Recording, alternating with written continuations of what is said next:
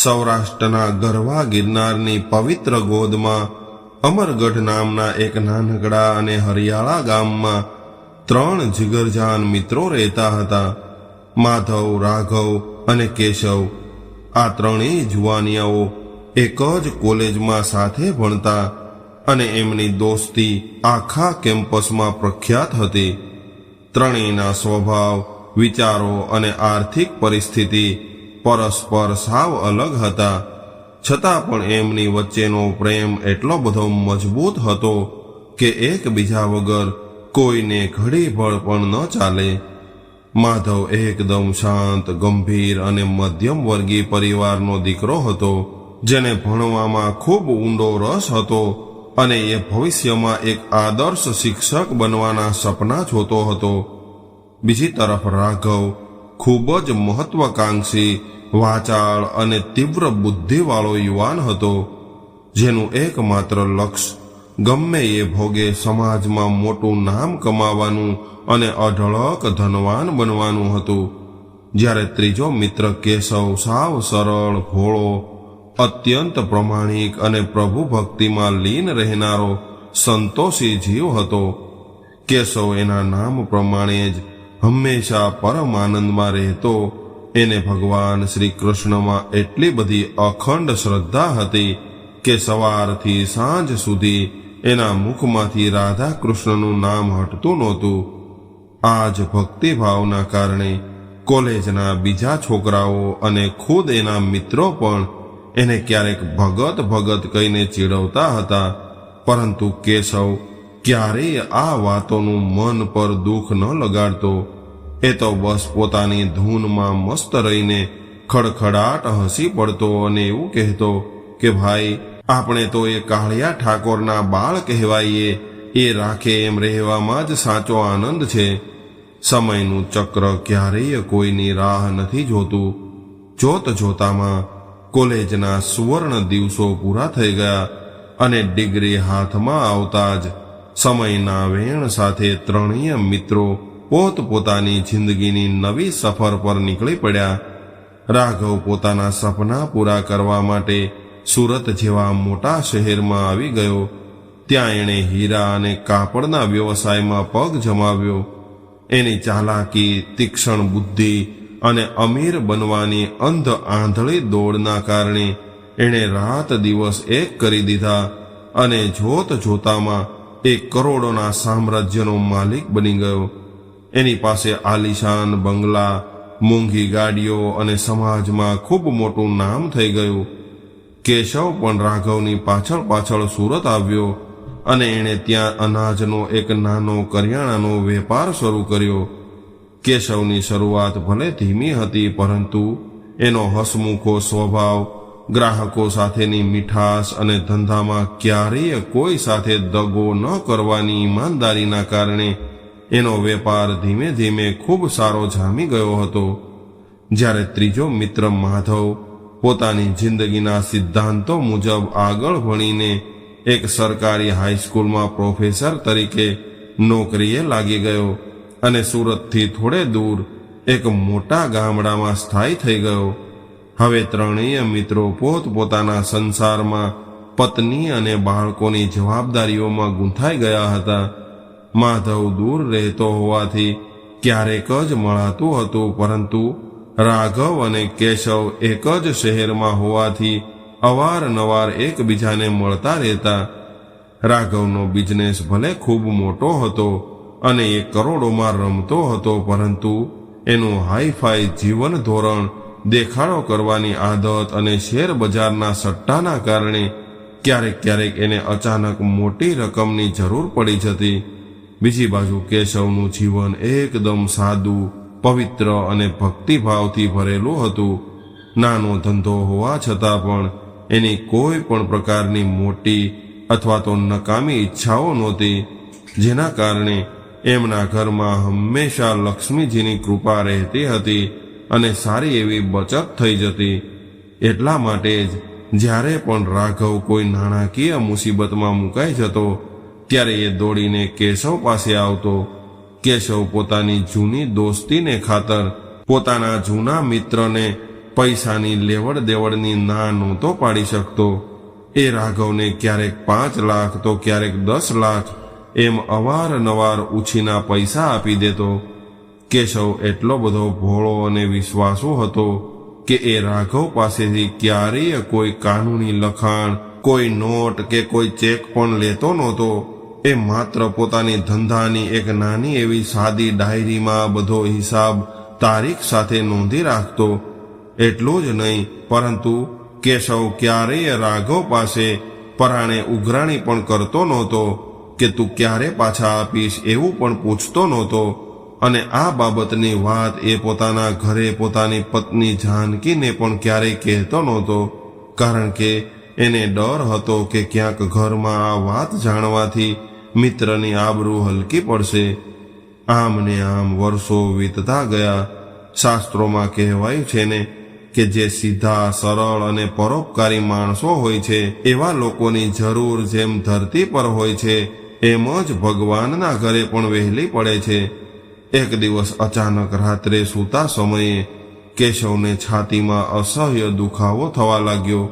Hospital પહોંચતા પહેલા જ ભયંકર હાર્ટ એટેક આવવાથી કેશવ માત્ર 40 વર્ષની નાની ઉંમરે આ દુનિયા છોડીને પ્રભુના ચરણોમાં લીન થઈ ગયો. આ અચાનક આવેલા આઘાતથી આખો પરિવાર અને એના બંને મિત્રો સુમસામ થઈ ગયા. કેશવ પોતાની પાછળ રડતી પત્ની જાનકી દેવી અને એક 18 વર્ષના દીકરા રોહનને એકલા મૂકી ગયો હતો.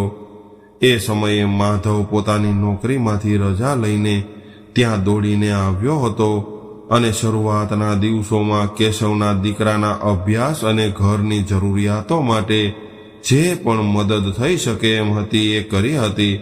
પરંતુ એની નોકરી દૂર હોવાથી એ કાયમ ત્યાં રહી શકે એમ નહોતો. કેશવના અવસાન પછી રાઘવના મનમાં પાપ જાગ્યું. એની અંદરનો લોભ સળવળ્યો. રાઘવે એવું વિચાર્યું કે કેશવ પાસે કોઈ કાનૂની કાગળ નથી, એના ઘરમાં કોઈને આ પૈસાની ખબર નથી, તો પછી હું શા માટે આટલી મોટી રકમ સામેથી આપવા જાઉં. રાઘવે કેશવના નીકળતા લાખો રૂપિયા પચાવી પાડવાનું નક્કી કરી લીધું. ધીરે ધીરે સમય વીતવા લાગ્યો અને કેશવના ઘરે આર્થિક તંગી આવવા લાગી. એક દિવસ જાનકી દેવી ઘરની સાફ સફાઈ કરતા હતા ત્યારે એમના હાથમાં કેશવની એ જૂની ધંધાની ડાયરી આવી. જાનકી દેવીએ ડાયરીના પાના ફેરવ્યા તો એમના આશ્ચર્યનો પાર ન રહ્યો. ડાયરીમાં કેશવના અક્ષરે સ્પષ્ટ લખેલું હતું કે રાઘવ અવારનવાર ધંધા માટે પૈસા લઈ ગયો છે અને કુલ મળીને રાઘવે કેશવના પરિવારને 25 લાખ રૂપિયા ચૂકવવાના બાકી હતા. જાનકી દેવી અને એનો દીકરો રોહન આ હિસાબ જોઈને ખુશ થઈ ગયા અને એવું વિચાર્યું કે આપણી મુસીબત દૂર થઈ જશે અને પિતાના મિત્ર પાસેથી આપણા હકના પૈસા મળી જશે. હવે બંને જણા અત્યંત આશા સાથે એ ડાયરી લઈને રાઘવની આલિશાન ઓફિસે પહોંચી ગયા. રાઘવે જ્યારે એ ડાયરી જોઈ ત્યારે એની આંખો સામે સત્ય હતું, પરંતુ ધનના નશામાં ચૂર થયેલો અહંકારી રાઘવે એ હિસાબને સાવ ખોટો અને નકલી કહીને નકારી દીધો. એણે ગુસ્સામાં એવું કહ્યું કે ભાભી, આ કાચી ચિઠ્ઠી અને સાદી ડાયરીના હિસાબમાં હું કશું જ નથી જાણતો. મેં કેશવ પાસેથી ક્યારેય કોઈ પૈસા લીધા જ નથી અને હવે પછી આ પૈસા બાબતે મારી ઓફિસે અથવા તો મારી પાસે ક્યારેય ન આવતા, નહીંતર હું તમને ધક્કા મારીને બહાર કાઢી મૂકીશ. રાઘવનો આવો બદલાયેલો અને ક્રૂર ચહેરો જોઈને જાનકી દેવીની આંખોમાંથી ચોધાર આંસુ વહેવા લાગ્યા. તેઓ ગળગળા થઈ ગયા કે જે માણસ માટે મારા પતિએ પોતાના ઘરની બચત આપી દીધી એ આજે પાયે પાયનો મુકર્રર થઈ ગયો. રોહન ત્યારે ઉંમરમાં ભલે નાનો હતો, પરંતુ એ પોતાના પિતા કેશવની જેમ જ અત્યંત સંસ્કારી, ગંભીર અને સંતોષી હતો. પોતાની માતાનું આવું અપમાન એનાથી સહન ન થયું.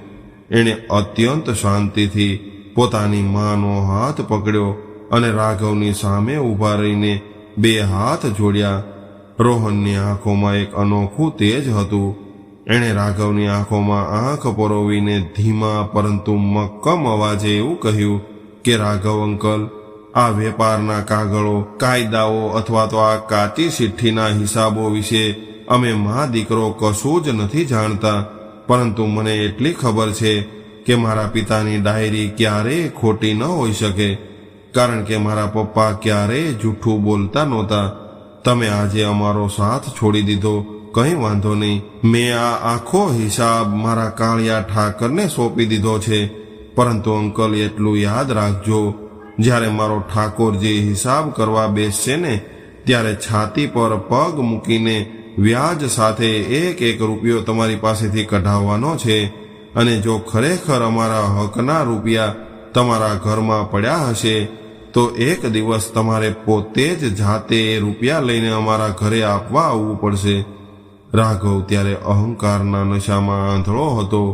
એણે રોહનની આ વાતને જોરથી હસીને મજાક ઉડાવીને એવું કહ્યું કે જાઓ જાઓ, તમારા ભગવાનને કહી દેજો કે જે કરવું હોય એ કરી લે.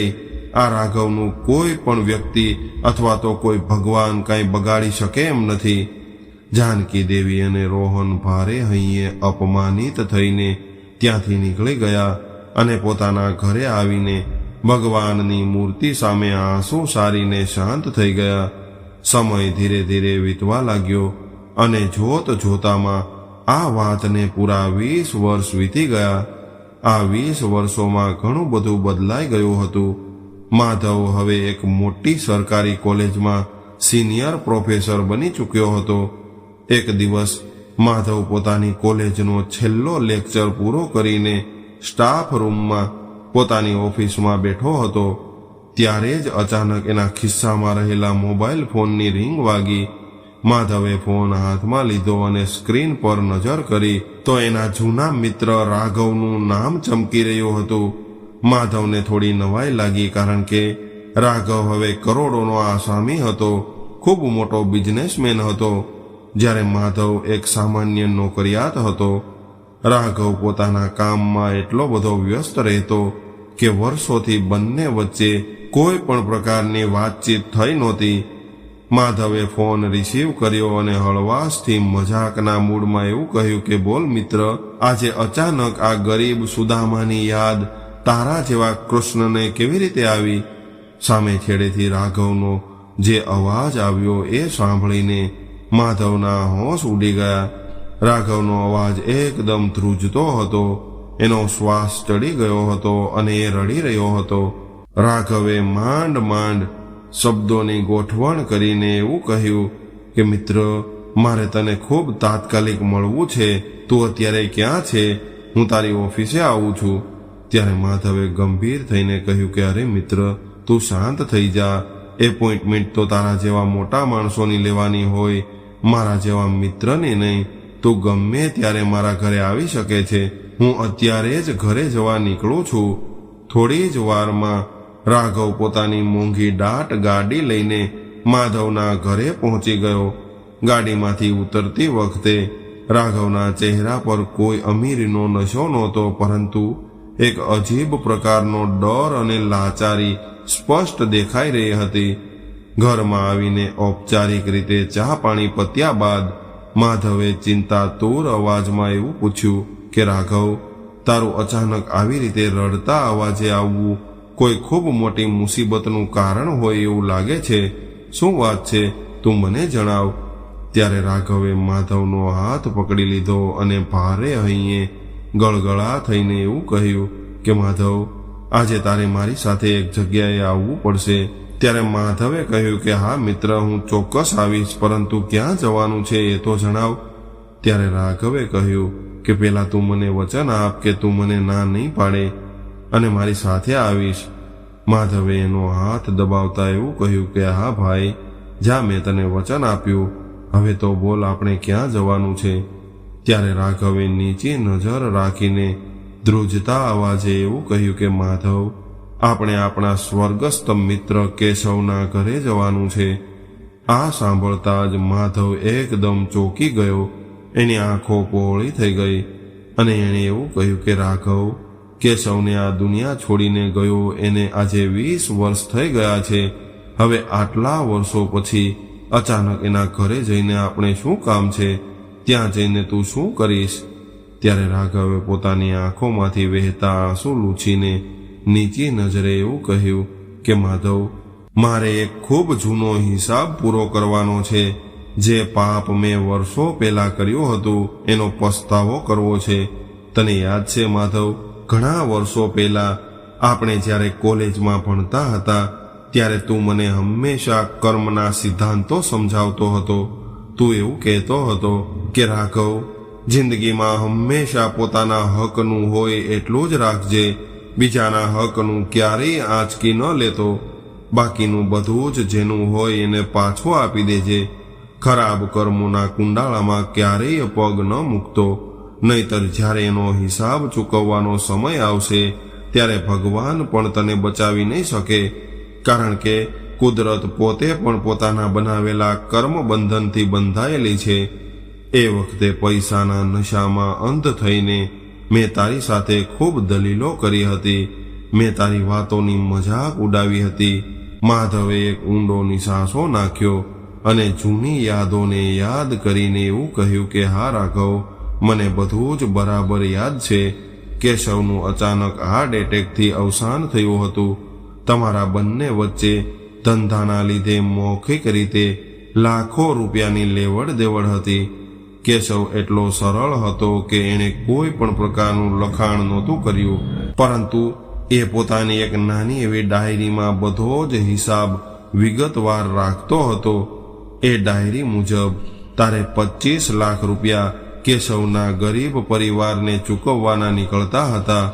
તું અંદરથી સત્ય જાણતો હતો, તારો આત્મા જાણતો હતો કે એ પૈસા સાચા છે, છતાં પણ તે એક ગરીબ વિધવા અને અનાથ દીકરાના હિસાબને નકલી અને ખોટો કહીને નકારી દીધો હતો.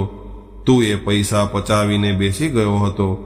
માધવે આગળ યાદ કરાવતા એવું કહ્યું કે રાઘવ, કેશવની પત્ની જાનકી દેવી અને એનો દીકરો રોહન કેટલા સંસ્કારી હતા. રોહને ત્યારે તારી ઓફિસે હાથ જોડીને તને કહ્યું હતું કે અંકલ, મને પપ્પાના બિઝનેસની ખબર નથી, પરંતુ ડાયરીમાં બધું જ સાચું લખેલું છે અને મેં આ હિસાબ મારા ઠાકોરજીને સોંપી દીધો છે. જ્યારે મારો ઠાકોરજી હિસાબ કરવા બેસશે ને ત્યારે છાતી પર પગ મૂકીને રૂપિયા કઢાવશે અને તમારે જાતે જ અહીંયા આપવા આવવું પડશે. રાઘવ હવે પસ્તાવાની આગમાં શેકાઈ રહ્યો હતો. એની આંખો ભીની થઈ ગઈ અને એ જોર જોરથી રડવા લાગ્યો અને એવું કહ્યું કે હા માધવ, તને હજુ પણ આટલું બધું બરાબર રીતે યાદ છે? માધવે કહ્યું કે હા રાઘવ, જીવનના અમુક બનાવો અને નિર્દોષ લોકોના આંસુ ક્યારેય ભૂલાતા નથી. રોહનની આંખોમાં ત્યારે મેં સત્ય અને ઈશ્વર પરનો અતૂટ વિશ્વાસ જોયો હતો, પરંતુ આજે અચાનક 20 વર્ષ પછી તને આ બધું કેમ યાદ આવ્યું? તારા પર એવું તે શું સંકટ આવ્યું છે કે તું આટલો બધો ગભરાઈ ગયો છો? ત્યારે રાઘવે ધ્રુજતા અવાજે માધવનો હાથ પકડીને એવું કહ્યું કે મિત્ર, 2 દિવસ પહેલા મારા એકના એક દીકરા આયુષનો ખૂબ ગંભીર રીતે અકસ્માત થયો છે. એની ગાડીનો કચ્ચર ઘાણ નીકળી ગયો છે અને એ અત્યારે શહેરની સૌથી મોટી હોસ્પિટલના આઈસીયુમાં જિંદગી અને મરણ વચ્ચે ઝોલા ખાઈ રહ્યો છે. ડોક્ટરો કહે છે કે સ્થિતિ ખૂબ નાજુક છે, ગમે ત્યારે ગમે એ થઈ શકે છે. માધવ, મારી પાસે આજે કરોડો રૂપિયા છે, બેંક બેલેન્સ છે, પ્રોપર્ટી છે, પરંતુ મારા એકના એક દીકરાને બચાવવા માટે હું સાવ લાચાર ભિખારી જેવો બની ગયો છું. મારું મન અંદરથી ગભરાઈ રહ્યું છે. મને સતત રોહનના એ 20 વર્ષ જૂના શબ્દો યાદ આવી રહ્યા છે કે જ્યારે મારો ઠાકોરજી હિસાબ કરશે ત્યારે છાતી પર પગ મૂકીને રૂપિયા કઢાવશે. મને લાગે છે કે ભગવાને આજે મારી છાતી પર પગ મૂક્યો છે. ચાલ મિત્ર, મોડું ન કર, મારી સાથે આવ, મને કેશવના ઘરે લઈ જા. માધવ સમજી ગયો હતો કે કુદરતની લાઠી ફરી રહી છે. બંને મિત્રો તરત જ ગાડીમાં બેઠા અને કેશવના એ જૂના ઘરે પહોંચ્યા. 20 વર્ષના લાંબા ગાળા પછી અચાનક રાઘવ અને માધવને પોતાના આંગણે આવેલા જોઈને જાનકી દેવી ક્ષણભર માટે ચોંકી ગયા, પરંતુ એમના સંસ્કાર એટલા બધા ઉચ્ચ હતા કે એમણે જૂના વેરઝેર ભૂલીને બંને મિત્રોને ખૂબ આદરપૂર્વક એના ઘરમાં બોલાવ્યા, સોફા પર બેસાડ્યા અને પાણી આપ્યું. થોડીવાર ઘરમાં એકદમ શાંતિ છવાઈ ગઈ. જાનકી દેવીએ હાથ જોડીને અત્યંત નમ્રતાથી રાઘવ સામે જોયું અને એવું પૂછ્યું કે રાઘવભાઈ, અચાનક આટલા વર્ષો પછી અમારા ઘરે કેમ આવવાનું થયું? શું હજી પણ અમારા તરફથી કોઈ જૂનો હિસાબ ચૂકવવાનો બાકી રહી ગયો છે? શું અમારાથી કોઈ ભૂલ થઈ છે? જાનકી દેવીના મુખેથી આવા પવિત્ર અને નમ્ર શબ્દો સાંભળીને રાઘવ અંદરથી તૂટી ગયો અને ગળગળો થઈ ગયો અને એના સોફા પર જ રડી પડ્યો. એણે રડતા રડતા હાથ જોડીને એવું કહ્યું કે નહીં ભાભી, તમારા તરફથી કોઈ હિસાબ બાકી નથી રહ્યો. હિસાબ તો મારો બાકી છે. હવે એ ડાયરી ખોલવાનો સમય આવી ગયો છે. કૃપા કરીને કેશવની એ જૂની ડાયરી ક્યાંક પડી હોય તો મને શોધી આપો. મારે આજે એ હિસાબ ચૂકવવો છે. રાઘવ હજુ પોતાની વાત પૂરી કરે એટલામાં જ ઘરનો મુખ્ય દરવાજો ખુલ્યો અને બહારથી એક ઊંચો, પ્રભાવશાળી અને શાંત ચહેરાવાળો યુવાન ઘરમાં દાખલ થયો. 20 વર્ષના લાંબા ગાળા પછી એ રાઘવ અને માધવને ઓળખી ન શક્યો, કારણ કે સમય સાથે બંને વૃદ્ધત્વ તરફ ઝૂકી રહ્યા હતા. જાનકી દેવીએ તરત જ આગળ આવીને ઓળખાણ કરાવી કે બેટા રોહન, આ બંને તારા પપ્પાના જૂના મિત્રો છે. આ રાઘવભાઈ છે અને આ માધવભાઈ છે. રોહન પોતાના પિતા જેવો જ ગંભીર અને વિનમ્ર હતો. એણે બંને વડીલોના ચરણ સ્પર્શ કર્યા અને રાઘવ સામે જોઈને ખૂબ મીઠાશથી એવું બોલ્યો કે બોલો રાઘવ અંકલ, અચાનક આજે આ તરફ કેમ આવવાનું થયું? ત્યારે રાઘવે રોહનની સામે જોયું. એની આંખોમાં હજુ પણ એ જ જૂનો સ્નેહ અને સંસ્કાર દેખાઈ રહ્યા હતા. રાઘવે એવું પૂછ્યું કે બેટા રોહન, તું અત્યારે શું કરે છે? તારો અભ્યાસ પૂરો થઈ ગયો? ત્યારે રોહને હસીને ખૂબ જ સુંદર જવાબ આપ્યો કે હા અંકલ, પપ્પાના ગયા પછી એક ખૂબ જ અઘરો અને કપરો સમય અમારે જોવો પડ્યો હતો. મારી માએ ખૂબ કષ્ટો વેઠ્યા છે, પરંતુ ભગવાનની કૃપાથી એ સમય નીકળી ગયો છે. અત્યારે હું આ શહેરની સૌથી મોટી સંજીવની મલ્ટી સ્પેશિયાલિટી હોસ્પિટલમાં ચીફ ન્યુરોસર્જન તરીકે મારી ફરજ બજાવું છું. રોહનના મોઢેથી સંજીવની હોસ્પિટલ અને ચીફ સર્જન શબ્દો સાંભળતા જ રાઘવ જાણે વીજળીનો ઝટકો લાગ્યો હોય એમ સોફા પરથી ઊભો થઈ ગયો. એની આંખો ફાટી ગઈ, એનું આખું શરીર ધ્રુજવા લાગ્યું. એણે રોહનનો હાથ પકડી લીધો અને કહેવા લાગ્યો કે બેટા, હે ભગવાન, એ જ હોસ્પિટલના આઈસીયુમાં મારો એકનો એક દીકરો આયુષ અત્યારે વેન્ટિલેટર પર દાખલ છે. એનો ભયંકર અકસ્માત થયો છે. રોહને આશ્ચર્ય અને ગંભીરતાથી કહ્યું કે અંકલ, એ આયુષ તમારો દીકરો છે? એ કેસ અત્યારે જ એડમિટ થયો છે અને એ મારા જ સીધા ઓબ્ઝર્વેશન અને ટ્રીટમેન્ટ હેઠળ છે. રાઘવ હવે રોહનના પગમાં પડી ગયો. એણે હાથ જોડી દીધા અને રડતા રડતા ભીખ માંગવા લાગ્યો કે બેટા રોહન, મને માફ કરી દે. તારા પપ્પાની આત્મા મને ક્યારેય માફ નહીં કરે. તને શું લાગે છે, મારો દીકરો બચી જશે ને? હું મારા દીકરાની જિંદગી તારી પાસે ભીખ માંગુ છું. તું ધારે એ કરી શકે છે. તું તો ડોક્ટર છે. મારા દીકરાને બચાવી લે બેટા. રોહને તરત જ રાઘવને ઊભો કર્યો અને સોફા પર બેસાડી દીધો અને વડીલને ધીરજ આપતા એવું કહ્યું કે અંકલ, તમે શાંત થઈ જાઓ. સ્થિતિ ગંભીર ચોક્કસ છે. આયુષને ખૂબ વાગ્યું છે, પરંતુ હિંમત હારવા જેવી વાત નથી. જ્યારે એને હોસ્પિટલમાં લાવવામાં આવ્યો હતો એના કરતાં અત્યારે એની તબિયતમાં ઘણો સુધારો છે. અમે અમારી પૂરી કોશિશ કરી રહ્યા છીએ. પરંતુ અંકલ, એક વાત હંમેશા યાદ રાખજો કે ઘણીવાર દવા કરતાં પણ માણસની દુઆ વધારે કામ કરે છે. મારા ઠાકોરજી એની રક્ષા કરશે, તમે ચિંતા ન કરો. અમે ડોક્ટરો તો માત્ર એક નિમિત્ત છીએ. જિંદગીની દોરી તો એ ઉપરવાળા ઈશ્વરના હાથમાં છે. પરંતુ અંકલ, તમે આજે ખાસ આ બાજુ કયા કામે આવ્યા હતા એ તો જણાવો. ત્યારે રાઘવ આ સાંભળીને ચોધાર આંસુએ રડી પડ્યો. એણે માધવ સામે જોયું અને ત્યારબાદ રોહન સામે જોઈને એવું કહ્યું કે બેટા, જે માણસે વર્ષો પહેલા તારા ગરીબ પરિવાર સાથે વિશ્વાસઘાત કર્યો, તારા પિતાના હકના પૈસા પચાવી પાડ્યા અને તારી લાચાર માતાને ઓફિસમાંથી ધક્કા મારીને કાઢી મૂકી હતી, આજે એ જ પાપી માણસ સાથે તું આટલી નમ્રતા, આટલા પ્રેમ અને આટલા સંસ્કારથી વાત કરે છે. તારા સંસ્કાર ખરેખર ખૂબ મહાન છે બેટા. હું પાપી છું. રોહને એકદમ શાંતિથી અને ગંભીરતાથી હસીને એવું કહ્યું કે રાઘવ અંકલ, તમે અમારી સાથે દગો કર્યો કે વિશ્વાસઘાત કર્યો, એ કેસ મેં વર્ષો પહેલા જ ઉપરવાળાની અદાલતમાં સોંપી દીધો હતો અને મેં તમને ત્યારે પણ કહ્યું હતું કે ત્યાં ક્યારેય મુદ્દતો અથવા તો તારીખો નથી પડતી, ત્યાં સીધો જ ફેસલો આવે છે. માણસની અદાલતમાંથી કદાચ પૈસા, સત્તા અથવા તો વકીલોના જોરે છૂટી શકાય, પરંતુ કુદરતની અદાલતમાંથી કોઈ પણ વ્યક્તિ બચી નથી શકતું, કારણ કે ભગવાનની લાઠીમાં ક્યારેય અવાજ નથી હોતો. જ્યારે એનો ફટકો પડે છે ત્યારે માણસ સાવ લાચાર બની જાય છે. રાઘવે ધ્રુજતા હાથે પોતાના ખિસ્સામાંથી એક ચેકબુક કાઢી. એણે એક કોરા ચેક પર પોતાની સાઇન કરી અને એ સહી કરેલો કોરો ચેક રોહનના હાથમાં મૂકીને રડતા અવાજે એવું કહ્યું કે બેટા રોહન, તારા એ 20 વર્ષ જૂના શબ્દો આજે સાચા પડ્યા છે. આ કોરો ચેક તું પકડી લે.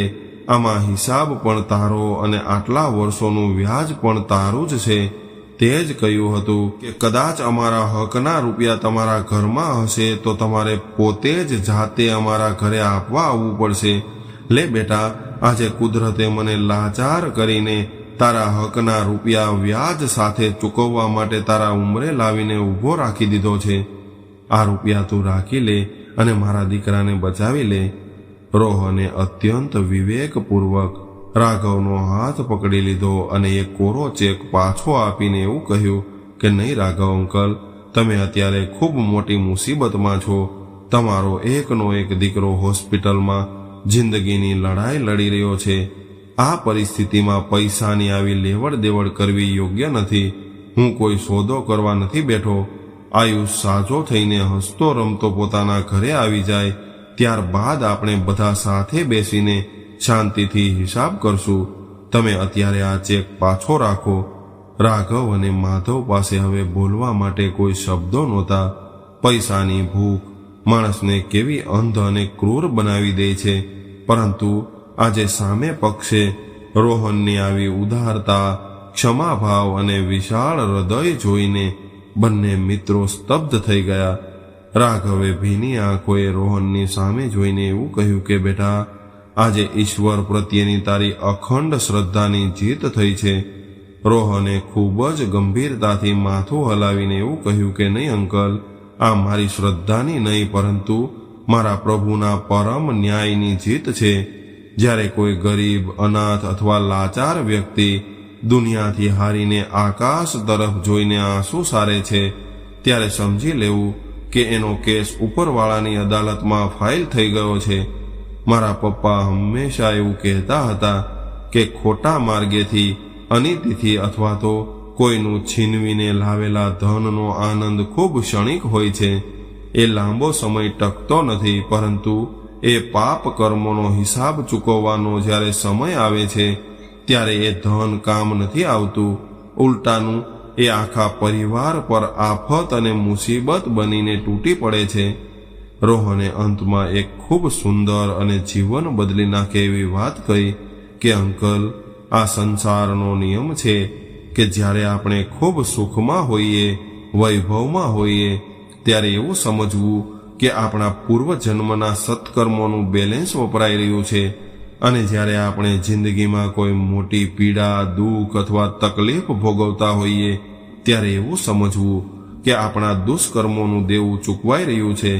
બસ જિંદગીમાં હંમેશા સત્કર્મોનું બેલેન્સ વધારતા રહેવું જોઈએ, જેથી કરીને મુસીબતના સમયે આપણને ઈશ્વરનો સાથ મળી રહે.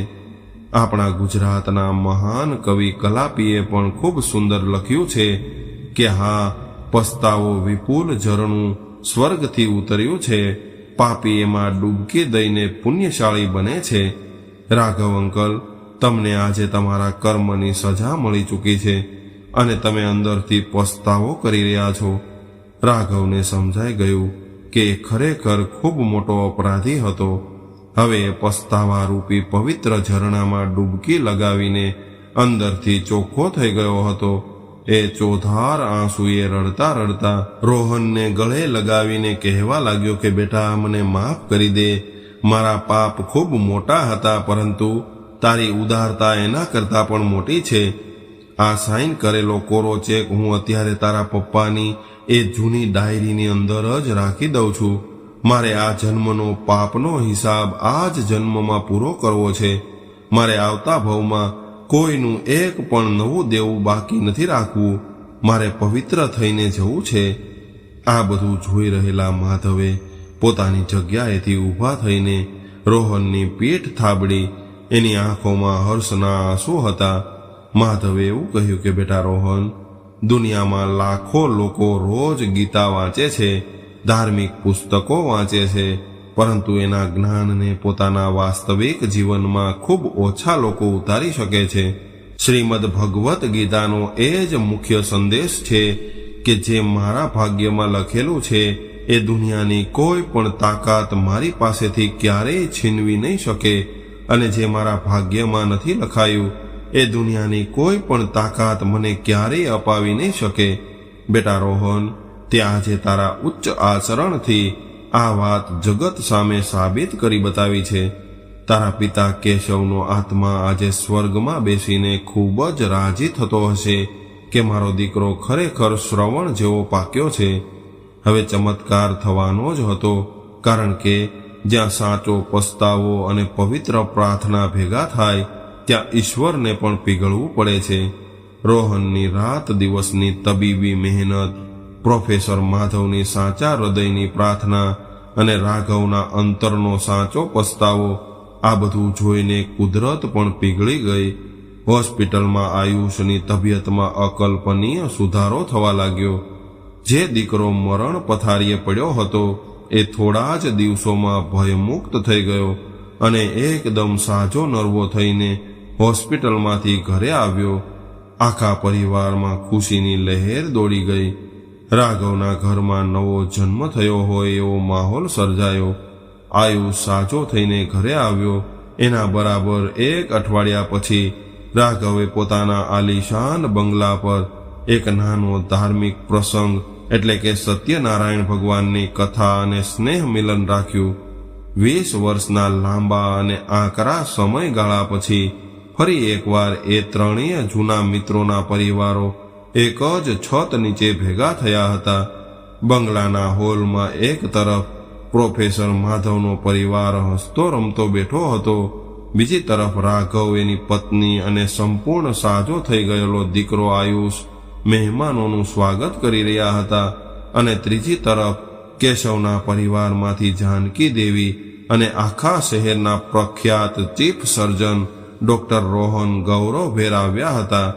આખા ઘરમાં ખૂબ જ ખુશીનો, ઉત્સાહનો અને પવિત્ર માહોલ હતો. બધા જ લોકો જૂની વાતો વાગોળી રહ્યા હતા, હસતા રમતા વાતો કરી રહ્યા હતા અને સંબંધોની નવી સુગંધ હવામાં ફેલાઈ રહી હતી. પરંતુ એ બધી જ ખુશીઓની વચ્ચે અચાનક રાઘવની નજર હોલની મુખ્ય દિવાલ પર પડી. એ દિવાલ પર એક ખૂબ સુંદર ફ્રેમમાં મઢેલી તસવીર લટકી રહી હતી. એ તસવીર બીજી કોઈ નહીં પરંતુ માધવ, રાઘવ અને કેશવના કોલેજના દિવસોનો એક જૂનો ફોટો હતો. એ ફોટામાં કેશવ વચમાં ઊભો રહીને ખડખડાટ હસી રહ્યો હતો, જાણે એ આજે પણ જીવતો હોય અને આ બધું જોઈને રાજી થતો હોય. કેશવનો એ હસતો ચહેરો જોઈને રાઘવની આંખો ફરી એકવાર ભરાઈ આવી. એનાથી રહેવાયો નહીં. એ દોડીને દિવાલ પાસે એ તસવીરની નજીક ગયો. માધવ પણ પોતાના મિત્રની પાછળ પાછળ ત્યાં પહોંચ્યો. રાઘવે ધ્રુજતા હાથે કેશવની એ જૂની તસવીર પર હાથ ફેરવ્યો, એના કાચને સાફ કર્યો અને એકદમ ગળગળા અવાજે માધવને કહ્યું કે માધવ, જોને આજે મારો દીકરો સાજો થઈ ગયો, મારું બધું જ મને પાછું મળી ગયું. આપણો આખો પરિવાર પણ વર્ષો પછી ફરીથી એક સાથે ભેગો થયો છે. ચારેય તરફ ખુશીઓ છે, પરંતુ આજે આટલી મોટી ખુશીની વચ્ચે પણ આપણા એ ત્રીજા ભાઈની, આપણા કેશવની ખોટ મને ખૂબ જ ચાલી રહી છે. જો આજે એ જીવતો હોત તો આપણી આ ખુશીઓ કેટલી અદ્ભુત હોત. હું નરાધમ હતો કે મેં જીવતે જીવ એના પ્રેમની કદર ન કરી. માધવે ખૂબ જ પ્રેમથી રાઘવના ખભા પર હાથ મૂક્યો અને એને સાંત્વના આપી. બરાબર એ જ સમયે કેશવનો દીકરો રોહન પાછળથી ધીમે પગલે આવ્યો. એણે રાઘવ અંકલના ખભા પર હાથ રાખ્યો અને એમને પાછળથી ગળે લગાવીને ખૂબ જ મીઠાશથી એવું કહ્યું કે રાઘવ અંકલ, તમે રડો નહીં. પપ્પા આ દુનિયામાં ભલે શારીરિક રીતે હાજર ન હોય, પરંતુ તેઓ આકાશમાંથી, સ્વર્ગમાંથી આપણને બધાને જોઈ રહ્યા હશે. તેઓ જ્યાં પણ હશે, આજે આપણને બધાને આવી રીતે પ્રેમથી એક સાથે એક જ પ્રવાહમાં ભેગા થયેલા જોઈને ખૂબ જ ખુશ થતા હશે. એમના આત્માને પરમ શાંતિ મળી હશે. અંકલ, માણસનો સાચો પસ્તાવો જ એના બધા જ પાપ ધોઈ નાખે છે. આજે તમારા હૃદયના સાચા પસ્તાવાએ અને મારા પ્રભુના પરમ ન્યાયે આપણને બધાને ફરીથી એક કરી દીધા છે. આપણી દોસ્તીને અમર બનાવી દીધી છે. રોહનની આ વાત સાંભળીને ત્યાં હાજર રહેલા તમામ લોકોની આંખો ભીની થઈ ગઈ. જાનકી દેવીની આંખોમાંથી પણ હર્ષના આંસુ વહેવા લાગ્યા. પરંતુ આ આંસુ દુઃખના નહોતા. આ આંસુઓમાં એક અનોખો સંતોષ હતો, એક પરમ શાંતિ હતી કે આજે એ જૂના મિત્રોનો પરિવાર પોતાની બધી જ કડવાશ ભૂલીને એક નવી અને પવિત્ર શરૂઆત કરી રહ્યો હતો. આ આખી ઘટના આપણને માનવ જીવનનો એક ખૂબ મોટો અને કિંમતી પાઠ શીખવે છે. જીવનમાં ગમે એટલી મુસીબત આવે, પરંતુ ક્યારેય અનીતિના માર્ગે ન જવું. હંમેશા યાદ રાખવું કે ખોટા રસ્તેથી કોઈ ગરીબ અથવા લાચારનું છીનવીને કમાયેલું ધન માણસને ક્યારેય સાચું સુખ કે શાંતિ નથી આપી શકતું. એ ધન ભલે ગમે એટલું મોટું હોય, પરંતુ જ્યારે કર્મોનો હિસાબ ચૂકવવાનો સમય આવે છે, ત્યારે એ આખા પરિવાર પર મુસીબત અને આફત બનીને તૂટી પડે છે. પરંતુ જો સમય રહેતા માણસ પોતાના અહંકારને ઓગાળી નાખે, પોતાની ભૂલ સ્વીકારી લે અને સાચા હૃદયથી પ્રભુની સામે પસ્તાવો કરે, તો એ દયાળુ કુદરત પણ એને માફી આપે છે અને વિખેરાયેલા સંબંધોને ફરીથી પ્રેમની દોરીથી જોડી દે છે. કર્મના સિદ્ધાંતો અટલ છે. જેવું વાવશો એવું જ લણશો. માટે જિંદગીના પ્રવાહમાં હંમેશા સત્કર્મો કરતા રહો, બીજાને મદદ કરતા રહો અને ઈશ્વર પર અતૂટ ભરોસો રાખો. તો મિત્રો, આજની આ કહાની તમને કેવી લાગી કોમેન્ટમાં જરૂર જણાવજો. અને પસંદ આવી હોય તો વિડીયોને લાઈક કરીને તમારા મિત્રો સાથે શેર કરજો અને કોમેન્ટ બોક્સમાં હર હર મહાદેવ લખવાનું ભૂલતા નહીં. ફરી મળીએ એક નવી કહાની સાથે. ત્યાં સુધી બધા જ મિત્રોને હર હર મહાદેવ.